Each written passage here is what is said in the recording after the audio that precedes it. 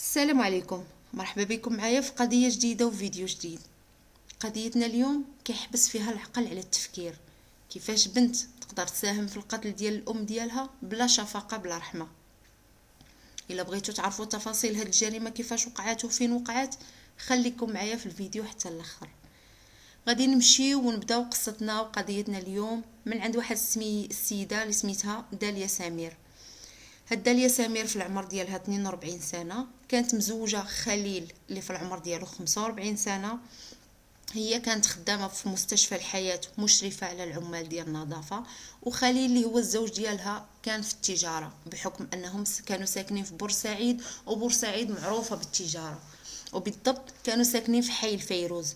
هاد الحي اللي كانوا رحلوا ليه غير عام تقريبا قبل ما توقع الجريمة. كان عندهم 3 ديال الوليدات. نورهان اللي كان في العمر ديالها 20 عام، كانت طالبة في كلية الآداب العام الثاني ديالها. والولد الثاني اللي في العمر ديالو 19 عام كان سميتو أحمد، طالب في السياحة والفندقة. والدري الصغير اللي في العمر ديالو 17 سنة كيقرا في الثانوية وسميتو آدم. داليا كلشي كان كيشهد ليها بالاخلاق الحسنه ديالها، وكلشي كان كيعترف ليها بالمساعده ديالها ليهم. كانت ظريفه بزاف، انسانه متخلقه ومدينه ومنقبه، داخله سوق راسها وعيبها بعيد. داليا وخليل الزوج ديالها كانوا كيمشيو يخدموا من الصباح تقريبا ما كيجيو حتى الليل، ولا تقريبا حتى ل8. هادشي اللي كان كيبعدهم شويه من المحيط ديال ولادهم، وما كانوش كيعرفوا اشنو واقع في الدار. كان كيخليو وليداتهم بوحدهم، ونورهان كتكلف بداك الشيء الاخر. المهم حياتهم واخا هكاك كانت غاديه مزيان، غير احمد اللي كان عنده شي صحاب ما هماش، وخصوصا واحد خينا اللي كان سميتو حسين. هاد حسين كان لاصق في احمد، وخمو فيما كانت كتشوفو معاه كانت كتبقى تخاصم عليه وكتقول ليه فرق عليك، هاد حسين راه ما خدامش لك. لكن احمد ما كانش كيتصنت ليها. وهاد حسين كيدير جميع انواع الادمان، كيشرب، كيكمي، كيدير الاقراص المهلوسه، مخدرات، المهم كاع الادمان فيه، وكيبيع ويشري في هذا الشيء. واخا كان صغير وكان يلا عنده 16 عام. المهم واحد النهار غادي يجي الاب اللي هو خليل عند بنته نورهان، وغادي يقول لها راه واحد السيد حتى هو معنا في الدومين ديال التجاره، سميتو محمد، راه شافك وعجبتيه وباغي يتقدم للخطبه ديالك، اش نقول ليه؟ قالت ليه انا نشوفه ونتعرف عليه ونقول لك هذيك الساعه واش موافقه ولا لا. الاب ديالها وافق على هذا الشيء، وغادي يتلاقى نورهان مع محمد وغادي يقبلوا بعضياتهم، هي عجباته وهو عجبها. وخليل وداليا غادي يديروا لبنتهم خطبه كبيره بحال شي عرس، وغادي يجمعوا فيها الحباب والجيران. وكل شيء داك النهار كان ناشط وفرحان، وكل شيء داز بخير. كلشي الامور لحد الساعه كانت بخير، وهذا الشيء كامل ما تنساوش بان حسين راه كان باقي على علاقه مع احمد، وكان ديما كيجي عنده الدار، حيت داليا كما قلت لكم ما كانتش كتكون في دارها نهار كامل. ومني كان كيجي كان كيلقى غير نورهان في الدار، كتدخلهم بجوج وكتعطيهم ياكلوا. المهم كانت كتحن فيه وكتشفق عليه هذاك حسين. بقاو هكاك، حسين غادي يبدا بشويه بشويه كيتقرب من نورهان، حتى غادي يبليها حتى هي. غادي في الاول تجرب غير قارو شويه، غيعطيها الفنيد، وحتى هي غتدخل معاه في العالم ديال الادمان والهلوسه.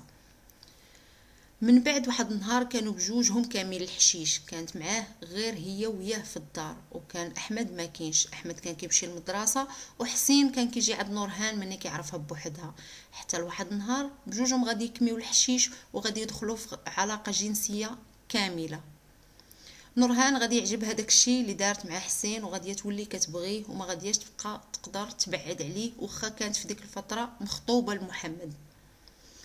غادي يبقاو على ديك الحال وحتى حد ما غادي يجيب لهم الخبر. حتى لواحد النهار حسين غادي يكون عند نورهان وغادي يكونوا في علاقه، حتى غادي تدخل داليا على غفله وغادي تحصلهم في بيت النعاس ديالها.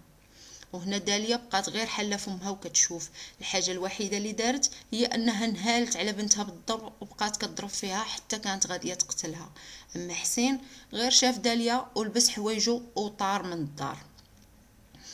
داليا غاديه تسد على بنتها، من بعد ما غاديه تاخذ لها التليفون ديالها وغاديه تقول لها هنا غاديه تبقاي حتى الغد ليه يجي باباك، وغاديه نعاود ليه كل شيء. بطبيعه الحال نورهان غاديه تخلع بزاف وما بقات عارفه ما دير. داليا غادي تخرج تقضي شي غراض، ونورهان غادي غير يجي خوها احمد غادي تطلبو وتاخذ من عنده التليفون ديالها. وبطبيعه الحال احمد غادي يعطيها التليفون حيت اصلا كان ما في خبارو والو اشنو واقع. ملي غادي يعطيها التليفون غادي دير منه ابيل وغادي تعيط لحسين وغادي تقول ليه راه الام ديالها هداتها وبانها راه غادي تخبر الاب ديالها بكل شيء. هنا حسين غادي يبدا يتحلف على الام اللي هي داليا وغادي يطمن نورهان ويقول لها ما تخافيش باباك ما غادي يسيق الخبر حتى حاجه، وهذيك امك اللي مصدع علينا روسنا غادي نلقاو لها شي طريقه وغادي نتخلصوا منها باش نتهناو منها ونديروا اللي بغينا.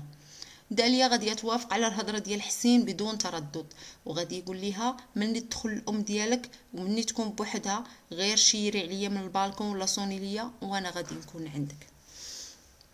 بالفعل الام غادي غير تدخل الدار وكانت غير هي ونورهان فقط في الدار.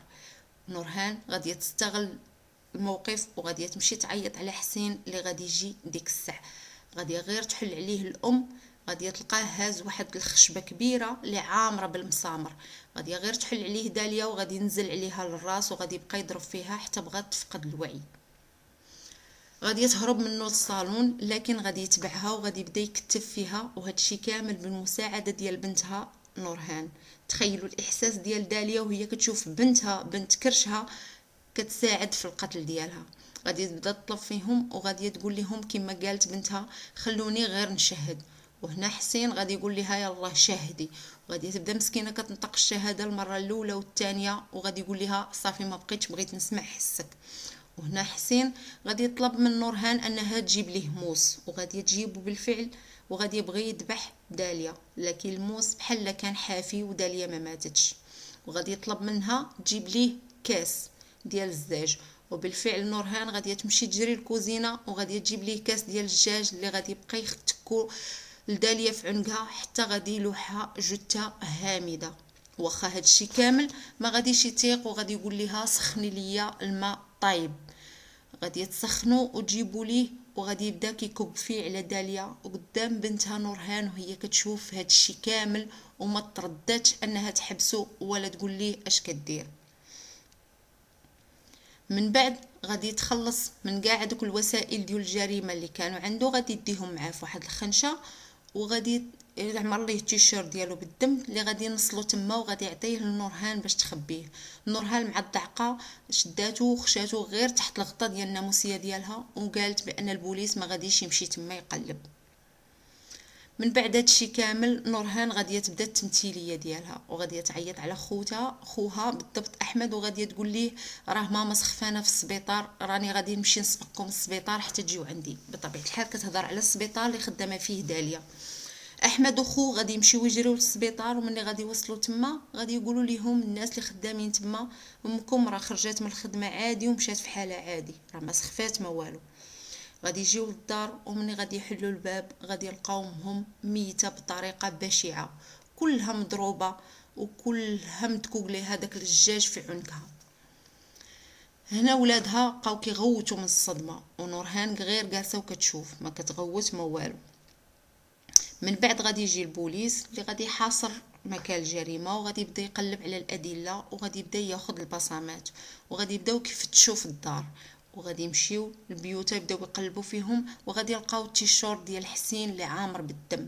غادي يجبدوه وغادي يخرجوه وغير غادي يشوفوا احمد غادي يتعرف عليه وغادي يقول لهم هاد التيشيرت راه ديال حسين صاحبي انا متاكد لانني كنت معاه نهار شراه.